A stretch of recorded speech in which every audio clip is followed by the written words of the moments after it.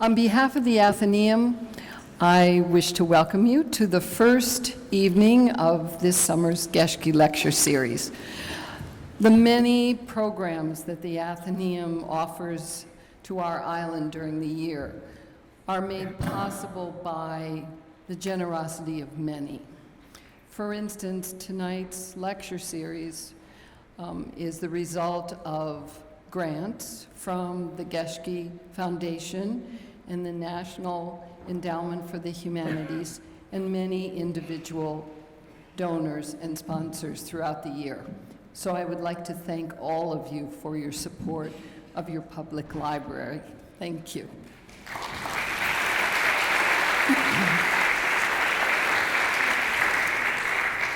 Now, please join me in welcoming Nan Geschke, who is going to introduce tonight's speaker. Thank you.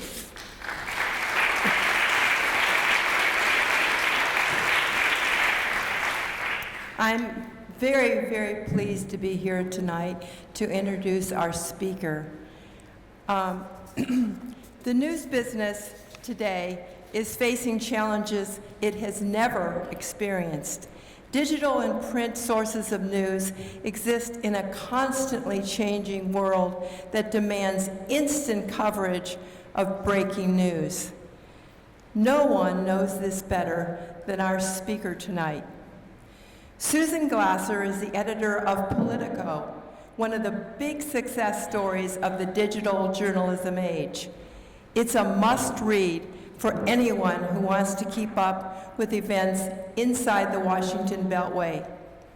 A cum laude graduate of Harvard, Glasser began her news career at the Washington newspaper Roll Call.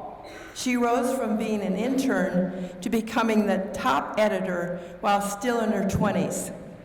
Glasser spent 10 years at the Washington Post, where she was a foreign correspondent, editor, and political reporter. She and her husband, Peter Baker, currently the New York Times White House correspondent, and actually he's on his way back. Maybe he's here tonight. I don't know. I know he was trying to. He was in Ethiopia with President Obama. And he's also a previous Geschke lecturer. The two of them spent 4 years as co-chiefs of the Post-Moscow Bureau throughout Vladimir Putin's first term. Glasser also covered the wars in Afghanistan and Iraq as a correspondent for the Post. And Susan told me tonight at dinner that she actually covered the Battle of Tora Bora. She was actually there. She oversaw the coverage of the Monica Lewinsky investigation and the subsequent impeachment of President Bill Clinton. And before joining Politico in 2013, Glasser was editor-in-chief of the prestigious magazine Foreign Policy. Glasser lives in Washington with her husband and son. She spent summer vacations on Nantucket since she's been 2 years old, so she's one of us. She's here tonight to share her views on how the media will cover the 2016 presidential campaign. Please join me in welcoming Susan Glasser.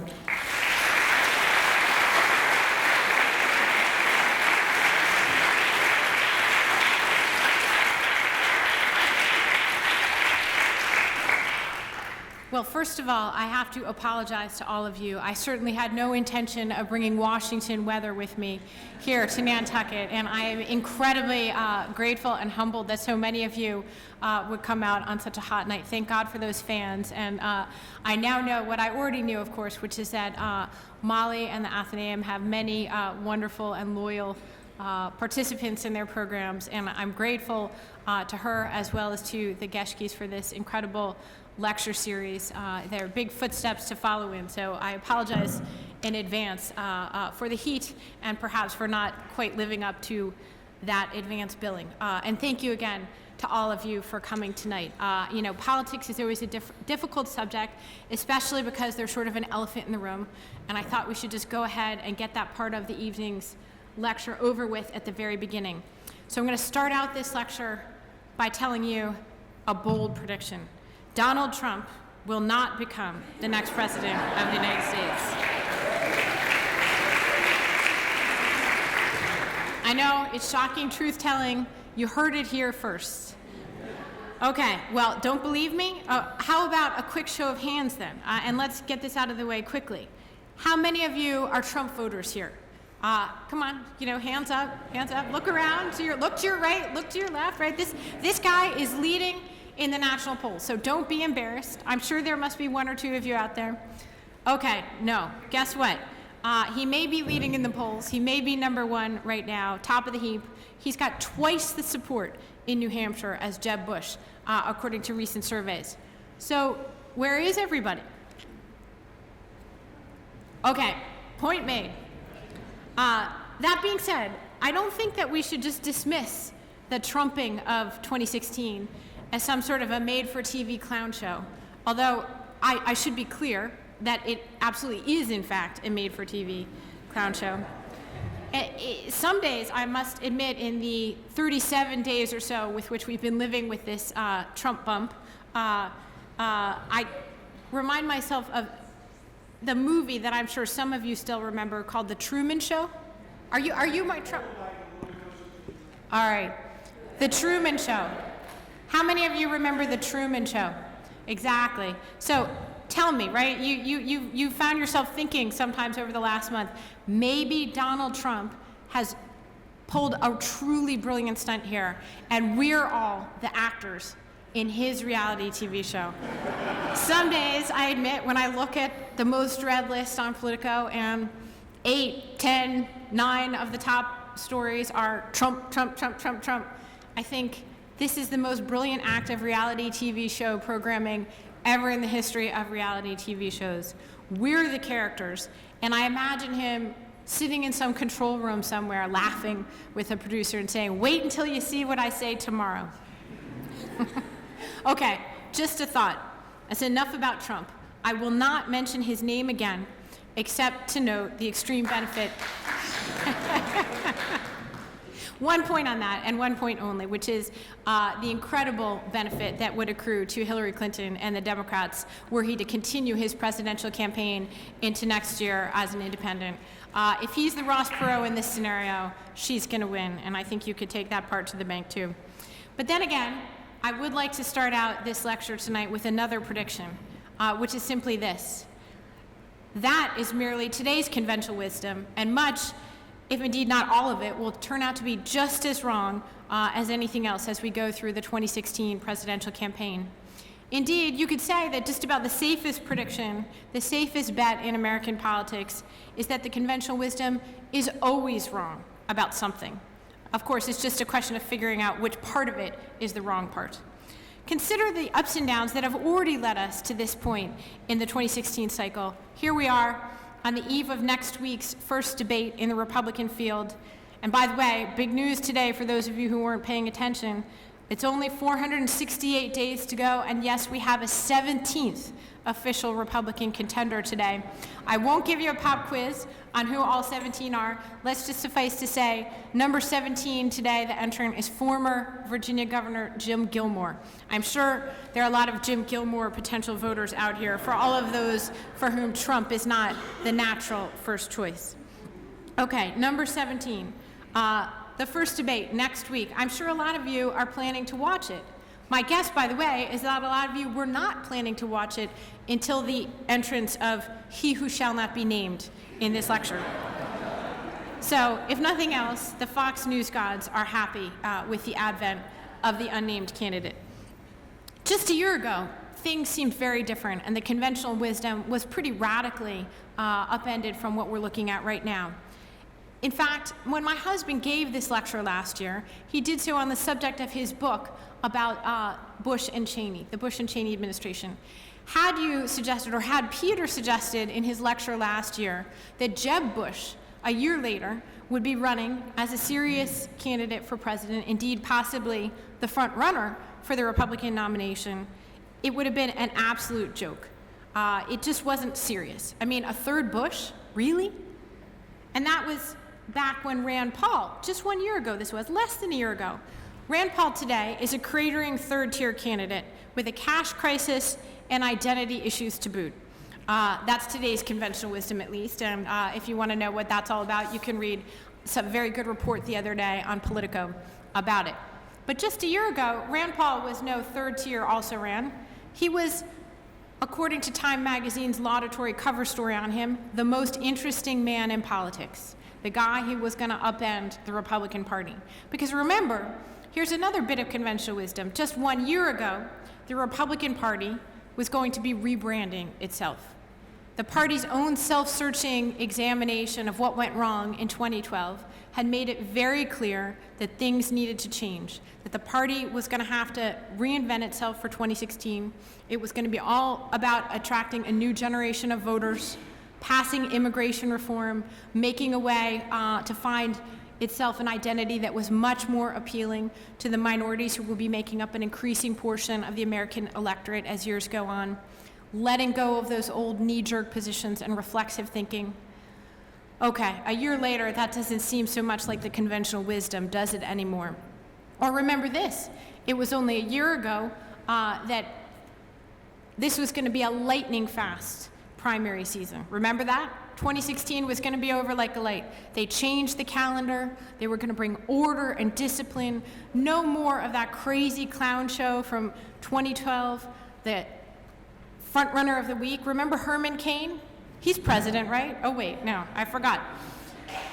There goes the orderly process. It was just a year ago. It was all going to be over.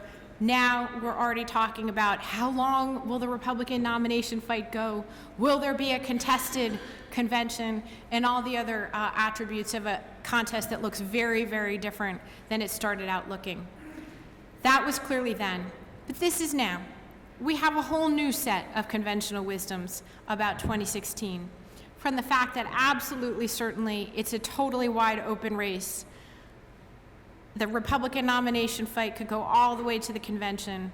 Hillary Clinton, as we all know in this room, is a very weak frontrunner with serious ethics problems. Look, the truth is, many of these new conventional wisdoms are just as wrong-headed, are just as ripe for the debunking as last year's outdated thinking now seems to us. Which is why I thought it might be useful tonight to look at some of the other myths, big and small, that have already started cropping up around this campaign, as well as some of the factors that really are likely to shape the outcome when we finally get around to voting next year. And by the way, I should preface this once again with the number 468. That's right, it's 468 days until the 2016 election. So please, one thing I would say to you is take it all with a grain of salt. It's important. There are things that are happening now that will certainly be relevant in shaping what happens next year, but it's 468 days away. And that is where I start out with my first and most important myth. Beware of the polls. Your life will be better if you take them with a grain of salt, or many. That's right, you know who is not really winning. And guess what? Bernie Sanders is also not really winning and is not going to take the nomination from Hillary Clinton. Just like Newt Gingrich, Michelle Bachmann, and our old friend Herman Cain are not really president right now. This stage of the campaign, as someone recently put it in a smart article on our website, is mainly just performance art for the press and the donor class. A key academic study found that horse race polls, even 6 months before an election, not 468 days before an election, are not very predictive of anything at all. And it goes without saying that we're a full 6 months before anyone casts a ballot in any primary election, never mind this 15 months before the general election. Second, but the opposite is also not true. In other words, just because it's a giant field, and with 17 candidates, remember Jim Gilmore, it's officially the largest ever. But just because it's a giant field doesn't mean it's a wide open contest for the Republican nomination, no matter what they say on TV. It's not, in fact, anyone's game, though you will hear that approximately 1 million times between now and the primaries. Bush and Clinton really are the front runners for their respective parties' nominations. They are not slam dunks, and that's certainly the case on the Republican side. But the top tier of the Republican field today, Bush, Scott Walker, Marco Rubio, remains very, very likely to produce the eventual Republican winner. As for Clinton, despite all the battering, Most surveys suggest her approval ratings have moved a grand total of a couple of points over the last couple months. That's something to keep in mind as the news cycle ebbs and flows. Third, it's also not a wide open race in the general election, no matter what people tell you. In fact, the 2000 election was very much an outlier in our recent presidential history. The electoral map today is much, much less contested than you think that it is. A generation ago, every single big state in the country, every single one, was competitive when Jimmy Carter beat Gerald Ford. In 2012, only 4 states out of 50 were decided by less than 5 points. Not only that, 40 out of 50 states have voted for the same party's candidates in all the elections since 2000. As Larry Sabato from UVA has pointed out, in fact, actually only 7 out of those 10 were actually competitive. So basically, today, 468 days from the election, you already know which states are competitive and the ones that more or less matter now. Colorado, Florida, Nevada, Ohio, and Virginia, which picked winners Bush and Obama twice each, and then Iowa and New Hampshire, which went Democratic 3 out of the last 4 elections. Those are the states. For what it's worth, Sabato has looked at this and he believes that there are no realistic paths to the White House, none, for Republicans without winning Florida and Ohio. For Democrats, a win in Virginia is pretty much crucial, do or die. Now my fourth myth tonight, and I have to preface this by offering an apology in advance to Nantucket. I understand we're in the land of $25 million houses and such, but here's what I have to say. Billionaires are not, in fact, going to buy the outcome of this election. Yes, I know Hilary Clinton alone is now expected to raise and spend more than $2 billion in this election. That's what the entire 2012 presidential race in both parties cost. And yes, because of the Supreme Court's ruling in Citizens United and other decisions that followed it, individual wealthy benefactors can now in fact sponsor a presidential campaign through a technically unaffiliated, although in reality very much affiliated, super PAC. A lifeline that many of the also-rans in the Republican field are sure to use to prolong their time in the Republican nominating contest next year. Look at Marco Rubio, whose big sugar daddy in this election is a South Florida auto dealer, and his millions alone ought to be enough to keep the candidate going should he fall upon hard times.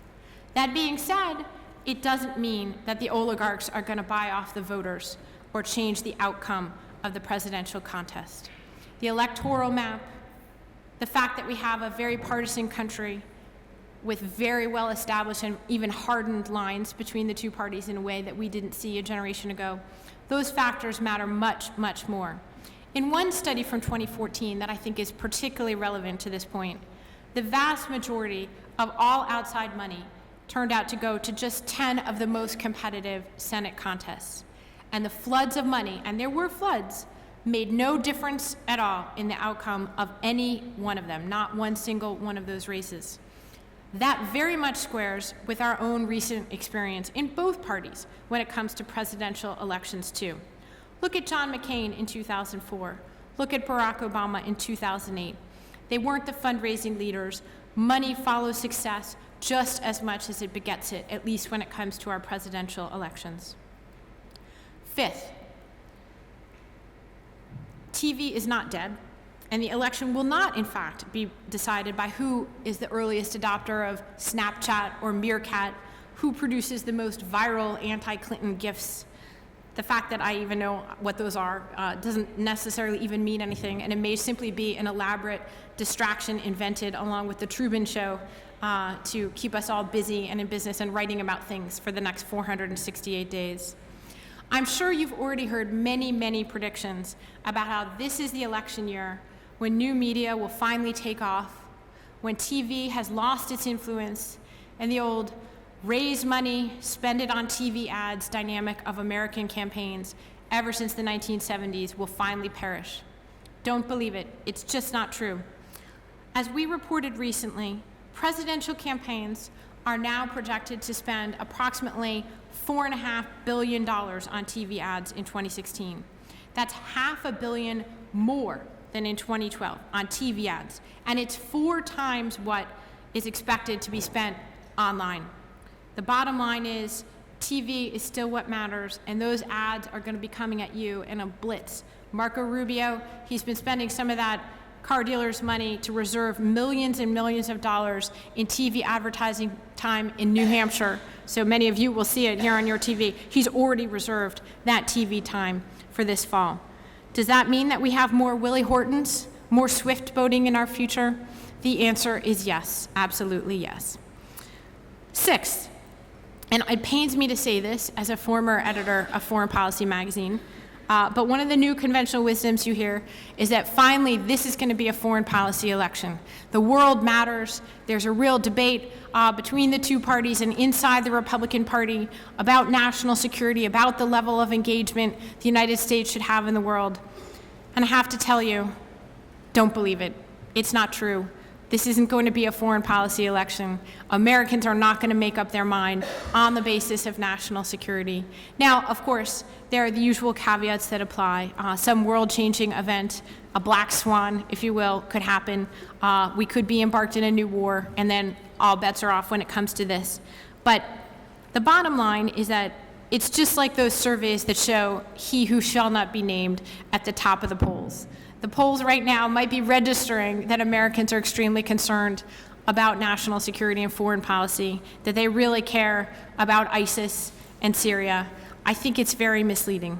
And in fact, Republican candidates are spending a large amount of time right now talking about foreign policy because it's a way to establish space and room for themselves within a Republican Party that's very divided over some of these issues. So yes, you'll hear them bashing Barack Obama's Iran deal. You'll hear them attacking his Mideast policy. You'll hear them talking negatively about anything that involves the word Hilary Clinton and Benghazi. But that, in the end, there's little evidence, no evidence really, to suggest Americans ever vote in the general election on such considerations, absent the kind of dramatic international event we're talking about. And in fact, if you look at the general election, many, if not most, of the likely Republican nominees would have strong reasons, I believe, for staying away from the issue of foreign policy. Remember Bush? Yeah, his brother, it's a little bit of an issue for him. And there's no question, I think, that his brother's foreign policy would turn out to be less popular, a lot less popular, in a national general election than Hillary Clinton's husband or the administration in which she served as Secretary of State. Scott Walker, the inexperienced governor of a Midwestern state, he's seen both as a novice to international affairs and not very knowledgeable about the world. That combination strongly suggests that should he get the nomination, he's not going to be talking about America's place in the universe. He's no longer going to be making the gaffe that got him in so much trouble a few months ago when he said that his experience in fighting the unions in Wisconsin would be very helpful in going toe-to-toe with Vladimir Putin. 7th and last, and please do take this one to heart, repeat it after me. This is one I feel most confident about. No matter how protracted the Republican primary fight gets next year, no matter how many weeks when a different front runner pops up only to be dethroned the following week, there will not be a contested Republican convention. It is the dream of political reporters and political junkies everywhere, a fantasy that crops up every 4 years just when things start to get interesting. And I repeat, it's not going to happen. Feel free to disregard those stories. You do not have to read them, and send me an email if you see one on Politico that makes too much of the chances of a contested convention. Please do, really, anytime. So, I've told you what doesn't really matter. I've told you the things to watch out for as we cover 2016. What is going to matter in 2016? Where does the race really stand today? Well, I think it's fair to say that we don't know what we don't know. And in fact, I was going to read out to you the current list of polls standing today, just to and to emphasize to you again how overwhelmingly large this Republican field is and how much uncertainty, of course, remains. If the Fox debate were being made on the basis of the polls today, and there will be a whole slew of polls over the next 5 days that will determine which of the top 10 candidates get in. And again, which of the top 10, just let that number sink in for you another time. You know, the good news is that many of these folks are very accomplished. Many of them have long and even impressive resumes, like John Kasich, the governor of Ohio. Right now, he's trying to fight his way out of the margin of error in the polls and see whether he can rise from the less than 1% he started out at last week when he announced his bid for the White House to the 4% that he registered in one poll. And again, just to emphasize, that is actually within the margin of error. So that could be 0%, it could be 4%. The order right now is the candidate who shall not be named, Jeb Bush, Scott Walker, Marco Rubio, Rand Paul, Ted Cruz, Mike Huckabee, and Dr. Ben Carson. On the bubble, fighting for those last few spots are Chris Christie, Rick Perry, who I'm sure has done a good job of dramatically raising his profile with all of you by attacking the candidate who shall not be named very effectively in recent weeks. I believe today they actually challenged each other to have a fist fight, but of course we shouldn't talk about that. It's a tough media environment. You got to do what you got to do. You know, there was Rand Paul with the chainsaw, taking the chainsaw to the tax code last week, and even that didn't get a mention because it wasn't directly related enough to the candidate who shall not be named. And then fighting for that very last spot are John Kasich, the governor of Ohio, Rick Santorum. This is the guy who actually won the Iowa caucuses 4 years ago. He actually won the caucuses 4 years ago. He is not, you will note, president at the moment. And Bobby Jindal, the governor of Louisiana. So I run down that list as a way of reminding us that we don't know what we don't know, and there's a humbling number of uncertainties. Many factors, if not all the factors, that may in the end come to determine this race are not known, which is why I think we're in for something more than just a circus spectacle. As the British Prime Minister Harold Macmillan was famous for saying, events, dear boy, events, when asked for his analysis of things. So yes, events, many of them which have not yet happened, will determine. But I do like this phrase, and I'm sure many of you laughed at it at the time when Donald Rumsfeld used this notion of the known unknowns in talking about the war in Iraq. But still, there are known unknowns, and I think there are many of them that are very likely to apply, at least in the broad sweep, to this election, and that seem more than relevant, whether to editors of political websites or consumers of their coverage. There's a few I'd spotlight for you tonight. This is probably the most important one. If you really want to know the winner right now, the job approval ratings of the incumbent president, the direction of the country, and the state of the economy at the start of the general election campaign pretty much tell you what you need to know. This is the case outlined, and I think pretty persuasively recently, by Doug Sosnick, who was Bill Clinton's very smart former political counselor. It's an argument that holds a lot of merit to it. So, by the way, even though it's only 468 days to go, I remind you of that important number, this doesn't actually count as the start of the campaign yet. So basically, a year from now is when you should look at those poll numbers. A year from now, next summer, in the summer of 2016, and I think those will tell you a lot of what you need to know about who's going to win come November. Another point I'd spotlight. The lack of enthusiasm for a Bush or a Clinton is real. It is in fact real. Although I've said earlier tonight, and I do think that you could call each of them the front runner in their own way for their party's nomination, it's palpable in both parties. It is one, although not the only reason, for the surge in interest in the candidacy of he who shall not be named, his rise in the polls. But I would argue it's not only American discomfort with the notion of having this sort of hereditary presidency swapped back and forth between two regal families. Clearly, there's some discomfort with that. But it's also, I think, something that gets at a broader truth about American politics, which is that Americans like to look forward and not back. They like to choose people of a next generation, not of the last generation. Ronald Reagan was our only recent president older than his predecessor, and that happened all the way back in 1980 that he was elected. Whichever party's nominee successfully captures the future, not the past label will win. I think it's fair to call that the biggest known unknown of the election beyond those polls. What else would I spotlight for you? Look, the world is always going to hell in a handbasket, especially when campaign season rolls around. The question is, does anyone care? In today's speeded up, absolutely overwhelming news cycle, the smartest analysts know that the war is no longer about defining a problem, but about breaking through.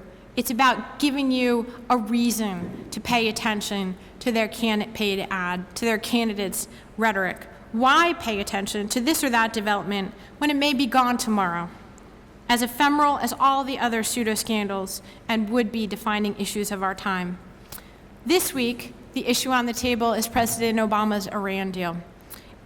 Is it a major breakthrough for peace in our time, or an epic disaster unleashing the nuclear dogs of war in the Mideast, endangering Israel's very existence? Guess what? We probably won't know the answer definitively by November of 2016.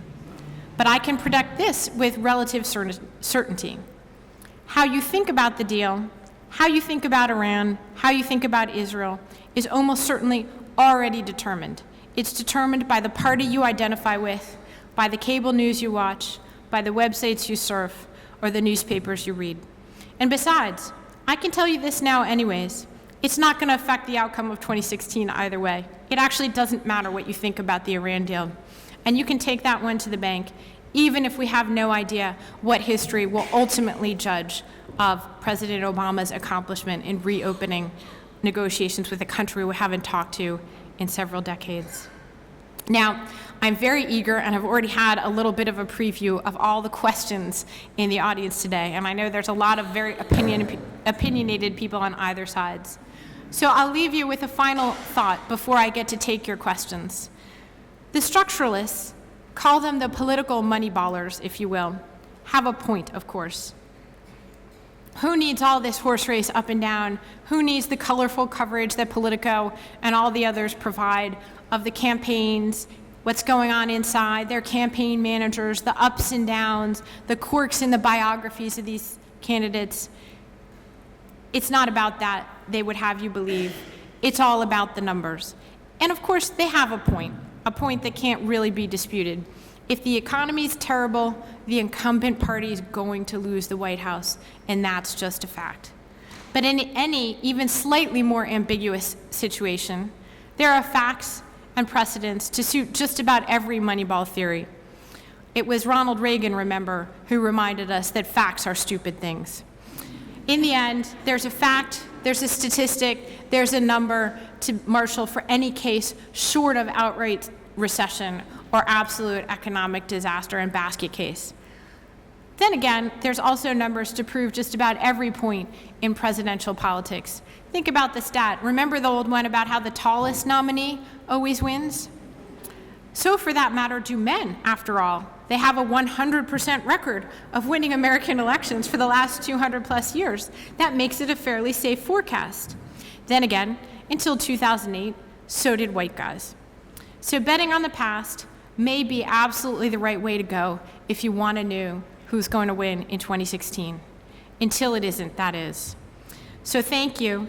And as a side note, I just point out that I have gone the last 35 minutes without mentioning Donald Trump's name.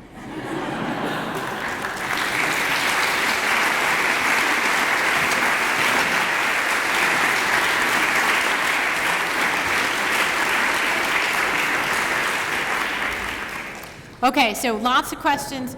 Please do me a favor, identify yourself, and do make it a question so that we can hear from as many people as possible tonight. Sir, here in the front.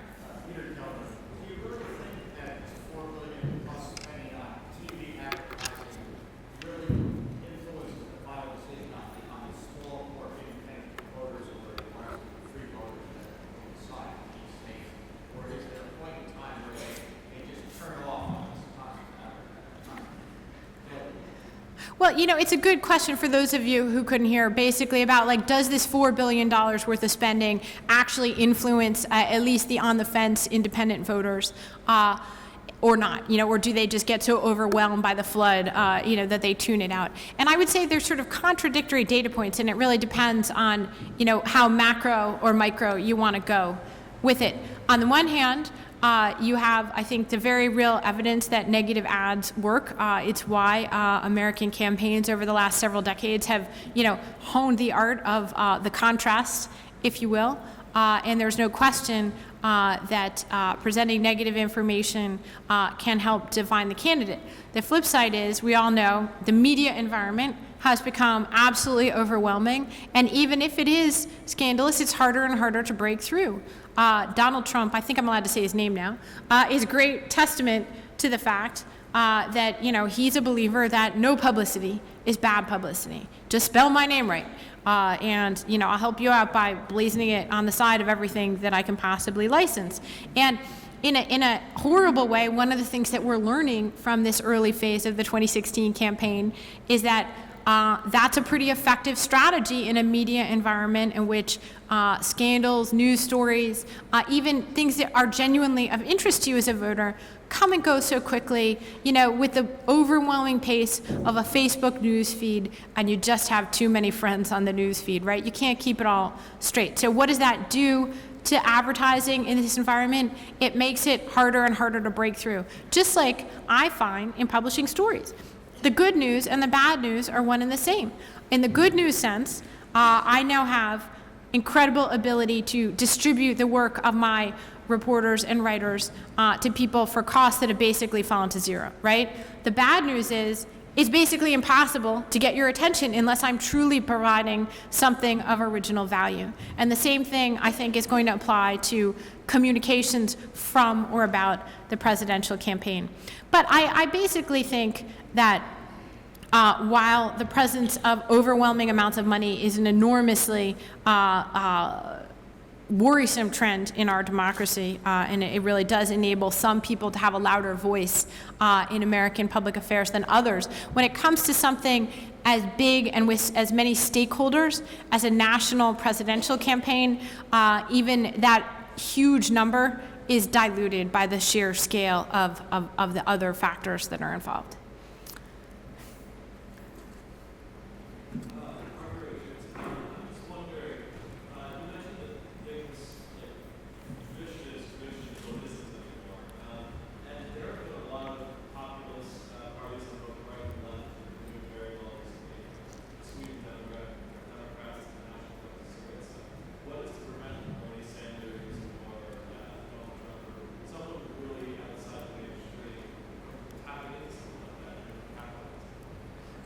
So this is a question about sort of this American tradition of populism and, what's to stop a Bernie Sanders or a Donald Trump from tapping into it and really affecting the outcome? Is that what you're trying to say?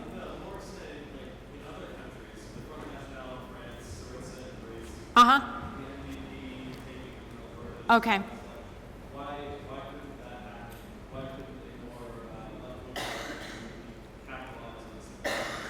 Okay, so this is a different question. We're having a left-wing moment in a lot of countries around the world. Syriza in Greece, he cited, or a right-wing moment in France, the Le Pen movement. Why couldn't something like that happen here? The key difference, of course, is that those are parliamentary democracies, and our system is very much a winner-take-all system in which it is actively hard for a minority party, for a small party. We don't have coalition governments here, so there's not the ability, and we don't have the tradition of wild swings back and forth. We've had basically a stable two-party system for, well back into the 19th century. And that, again, I should have made that, I think, one of my myths, which is that this is really going to be the year, this is really the election when a third party could go all the way. In 1912, it did not happen, even with someone as popular as Teddy Roosevelt and the Bull and Moose Party. It didn't happen in 1992 with Ross Perot, who received the highest percentage an independent had received, which was 20% of the vote.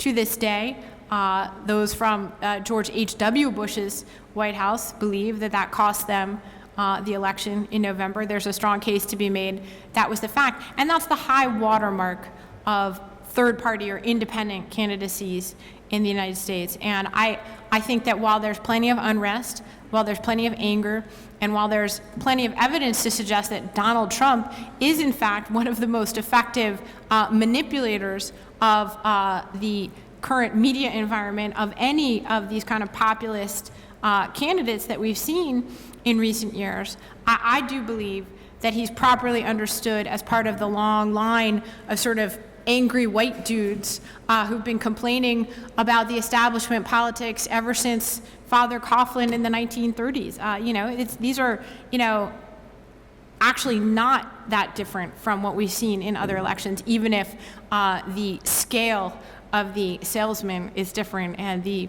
art with which he is deploying and playing, you could say, all of us, is a little bit grander in scale. All right, ma'am, I'm going to go to you.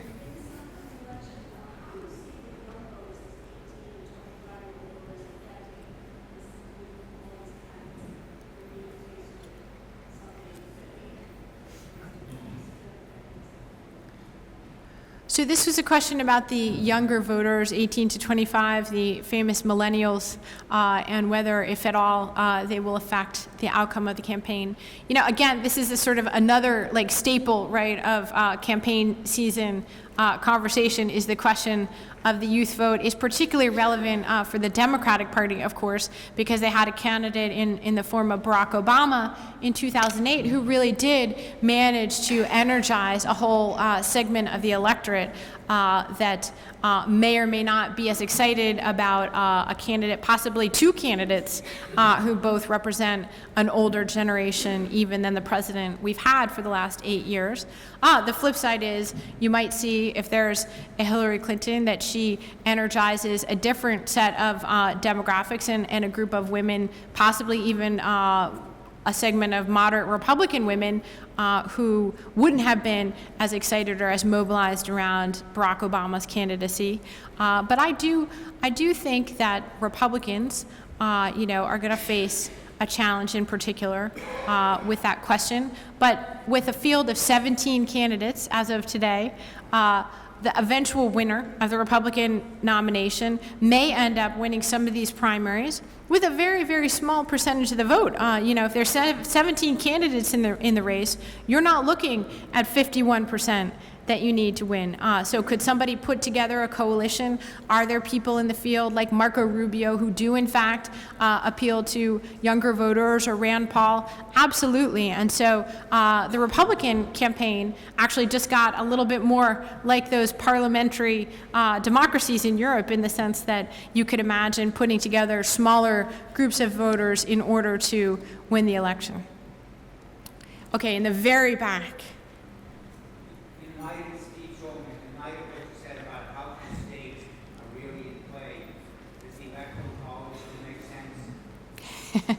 Question about the Electoral College. There are lots of people for whom that's a favorite bugaboo, and certainly putting aside my Politico editor hat, putting on just my personal opinion hat, I would say it does strike me as one of the most anachronistic of our political traditions. That being said, the number of instances in which the Electoral College has actually swung the election, again, 2000 is still in recent painful enough memory to a lot of folks that it's still on our minds in many ways. But let's remember that mostly, especially in this much more partisan era, a truly too close to call election in which the Electoral College or the House of Representatives is going to decide it. And by the way, that's another one of my myths. Political junkies are always dreaming of a contested election. They are always dreaming of an election that is so close to call that not only does it go to the Electoral College, but it actually goes to the House of Representatives. Again, I think it's very, very safe to say that will not be happening. And it's also safe to say that it's just so impossible in this deeply divided country that we live in right now, with partisan politics being the way that they are. It's really impossible to imagine a genuine reform movement that would take hold. If Bush versus Gore did not produce Electoral College reform, it's hard to imagine anything else that would produce the necessary consensus in American society to produce a reform of the Electoral College. Sir, you were as well in the back. Mark Hansen, I appreciate the point about foreign policy not driving the election in 2016, but I do see national security as being an issue. Who do you see that being an advantage for or a disadvantage for on both sides? Well, thank you. The question is about national security and whether it really, can play a factor even if it's not the decisive one next year. And I think that is a relevant point, certainly within the Republican Party, where I think right now you're seeing some of the candidates talk about national security and foreign policy issues as a way of differentiating themselves. And, so you have obviously Rand Paul as more of an outlier here. He has talked more or less, he obviously rejects the term isolationist, but that is a persistent label that has dogged him. And of course, he is much less interested in entanglements of any kind internationally. His focus is here in the United States. Then you have somebody like Lindsey Graham, who's probably his polar opposite, along with John McCain, sort of been John McCain's wingman in recent years and is pretty much in favor of an aggressive military posture in a lot of different places around the world. You have Jeb Bush, who really is, I think, probably a much more mainstream Republican when it comes to security issues. But is certainly more fluent in them than a number of the Midwestern governors, not just Scott Walker, but several of the others, who really just don't have the experience and whom it's very unlikely you're going to hear talking a lot about foreign policy. And then there's Marco Rubio, who's tried to carve out a role for himself as a big hawk in the race. And he has spent the last several years sort of aggressively learning foreign policy, learning to speak that language, cultivating the elites in that world. It's something he feels that he can be a spokesman for, perhaps with his background as well. But I think, and I do think, by the way, that if Rubio were to be the nominee against Hillary Clinton, you would hear him try to aggressively draw a contrast between her on foreign policy issues. For some of the others, as I said in my talk earlier, I'm skeptical about that. I think that Jeb Bush is not going to be talking a lot about foreign policy and national security if he's a Republican presidential nominee. It's just too fraught of a subject. Even if people are willing now to forget some of the things that happened during George W. Bush's presidency, remember how Jeb's perhaps biggest gaffe of this young campaign came when he seemed utterly flummoxed and unprepared for the question of whether he would have launched the war in Iraq just like his brother did. Now that told us something about Jeb Bush as a politician, perhaps. It also told us something about his point of view. But I think the main takeaway from that was political, which is to say many of his opponents, and certainly Democrats, are going to work very hard to hang Iraq around his neck, number one. And number two, Jeb Bush has got to get an awful lot better than he was in that early round in explaining how it is that he really is his own man and not his brother or his father when it comes to foreign policy. So I think it's going to come up, absolutely, because it's just too good of a debating point. And, what are the odds next week when we all tune in to watch the candidate who shall not be named and those other people? What are the odds that, people are going to talk to Jeb Bush about Iraq? I mean, they're really high, right? Like 100% more or less. So, I don't want to say that this isn't going to be a big part of the conversation going into next year. But I do believe that there's a lot of reasons to think that when it comes to the actual general election campaign, you're not going to hear as much as you might hear in this early season. Remember that Hillary Clinton, of course, was in favor of the Iraq War before she was against it, although perhaps she didn't put it in quite those inartful terms. Here in the front row. Vincent Everett, I'm from Amsterdam. You talked about all the guy who shall not be named and all his friends. You talked a little bit less about the Democratic front. And could you maybe elaborate a little bit about what kind of trends you see there and how Hillary will run her campaign differently, except for getting billions and billions of dollars? Well, thank you. This is a question about Hillary Clinton and how is she going to be different this time, and how do we not get distracted by sort of the Donald Trump show? And on the one hand, I would say, even if he doesn't run in the general election next year, in part, he's certainly been quite useful as a foil, probably for both Jeb Bush and Hillary Clinton, in these few months. She was getting beat up a lot, and I'm sure it's always useful to take a time out for the other party to look like a circus. So in that sense alone, Donald Trump has already proved some value and utility to the Hillary Clinton campaign. My husband and I lived for 4 years in Russia, and frankly, in Russia, a Russian explanation for this phenomenon would be to say, did she actually pay him to get into the race? Because that could be one plausible explanation in a different political system. No, that being said, I do think that actually the Democratic side, although it's gotten less attention recently, is absolutely very fascinating. And a couple things have leapt out to me.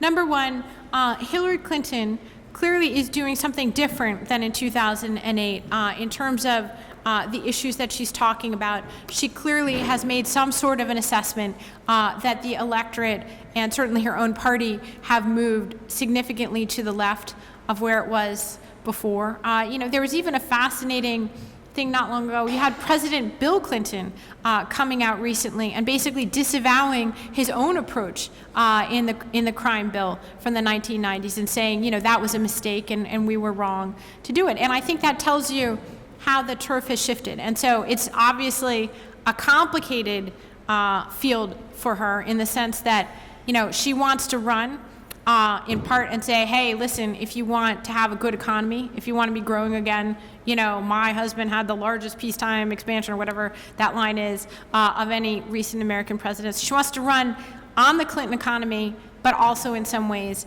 against it. She wants to be the Elizabeth Warren wing of the party and the Clinton third way wing of the party. And can we reconcile those two things or not? I don't know. I think one striking fact is clearly there's this enormous energy and interest in the Bernie Sanders campaign. He, again, is really not electable. He's not of the same ilk as Trump is on the Republican side. But the truth of the matter is, it shouldn't be a newsflash to anybody that a self-proclaimed socialist is not going to win even the Democratic Party nomination. Bernie Sanders doesn't even want to join the Democratic Party. It's highly, highly unlikely. In fact, it's not going to happen that Bernie Sanders is going to be the nominee of a party that he has not wanted to join. Remember, we spent the last as the worst possible epithet, that you could possibly throw at an American president. Now, this guy actually is a socialist. So, I do think that in our enthusiasm for something new, in our enthusiasm for the perceived authenticity of Bernie Sanders as compared with the sort of very stiff and blow-dried and very controlled front-runners who tend to dominate our conversation, in our looking at these enormous crowds that he's drawing all over the country.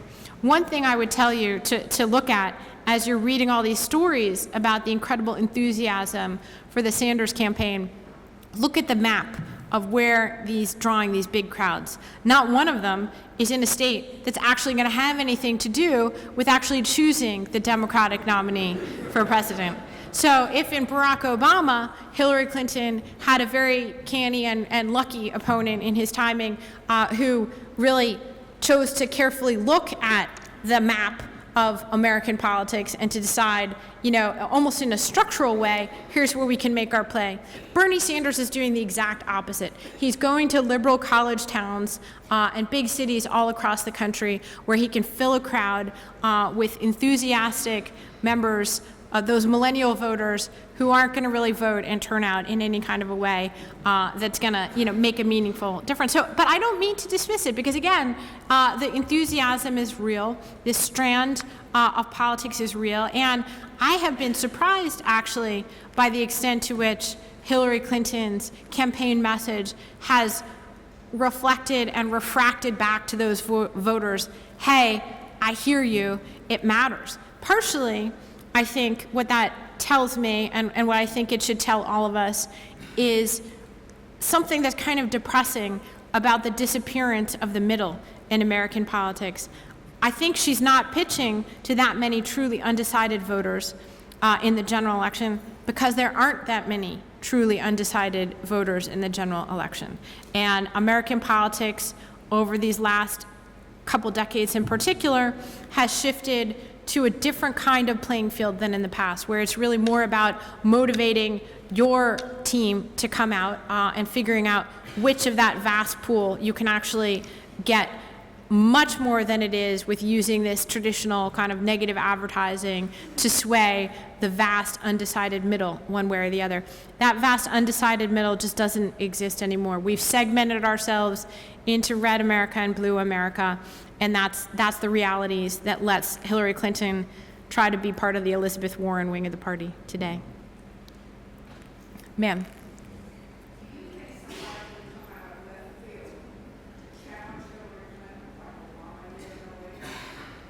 Question is there an Obama out there coming out of left field? Well, I would say you can't come out of more left field than Bernie Sanders. Let's be honest. With that being said, Bernie Sanders is no Barack Obama, right? And that's the reality that we're dealing with. Events can always occur. There are surprises, and frankly, this election campaign, I think, is really turning out to be a pretty extraordinary one, right? Like, think about all those conventional wisdoms of just a year ago. This is actually a much more interesting election already than we knew it would be. So I don't discount the possibility of a big surprise. That being said, barring something actually happening to Hillary Clinton herself, whether an illness or, some fatal gaffe of some sort, it's really hard to see that. And I would say that if for some reason she stumbles in some dramatic way or is actually unable to become the party's nominee, I have a pretty strong sense that Bernie Sanders, Lincoln Chafee, Jim Webb are not likely to be the nominee. I even forgot Martin O'Malley. Remember how he was going to be the big guy to challenge Hillary Clinton? It's going to come from somewhere else, whether that's Joe Biden, whether it's a player to be named later, I don't know. But I don't think it will come from that existing field. Although, again, in my personal hat, I always admit to being somewhat partial to the metric system, which is the big campaign of Lincoln Chafee. That's his big platform. But again, do we have a lot of Lincoln Chafee supporters here? New Englander? No. Okay. There we go. I think we have time for a couple more questions. I want to get, ma'am, you in the back.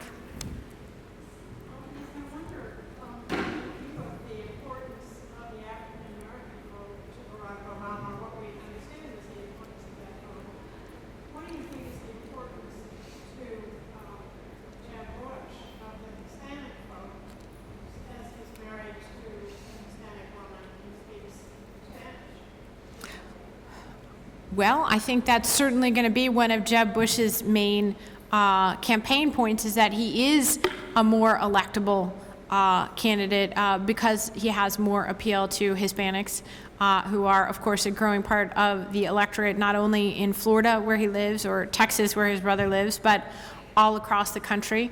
The numbers are pretty persuasive that there's an overwhelming Democratic advantage for them among Hispanic voters. I don't think that's likely to erode dramatically. Perhaps in the case of an actual Hispanic candidate like Marco Rubio, there would be more of an impact. But I'm very skeptical. I think in the end, those voters are Democrats more or less because of policy issues and deeply held political preferences rather than in a purely personality-based way. Again, Americans, especially immigrants, love breakthrough moments, and clearly that was a key part of Obama's 2008 appeal as a candidate, and there were many people who crossed party lines in the end, perhaps in states where it didn't matter, to vote for Obama because of the historic nature of his candidacy. My own view is that we're discounting to a certain extent the historic nature of Hillary Clinton's candidacy. And I also think that while that's not been a key part of the narrative up until now, were she to be the nominee, were she, as is very, very likely, to face a Republican male nominee, that you would face an enormous desire on the part of American women, including probably many suburban Republican women who just said, you know, enough is enough. We're going to vote for a woman, and there's not a more qualified woman or another woman likely to come along anytime soon in our political pipeline in either party. And I think that that will be a significant advantage to her. Obviously, her campaign advisors think that too. She's embracing her gender in a way that she did not do in 2008. She's much more all about being the candidate who only talked about shattering that glass ceiling in the very end when she had to drop out of the race. So we'll see. That's the beauty of it. I do think we all need to stay tuned. I hope it's not the Truman Show. I hope it's something a little bit more, in the end, inspiring and exciting, and hopefully better for American politics than a reality show in which we're all the actors. But again, I thank all of you for coming out on a very Washington-like night in Nantucket. I really appreciate your time and your great questions. Thank you.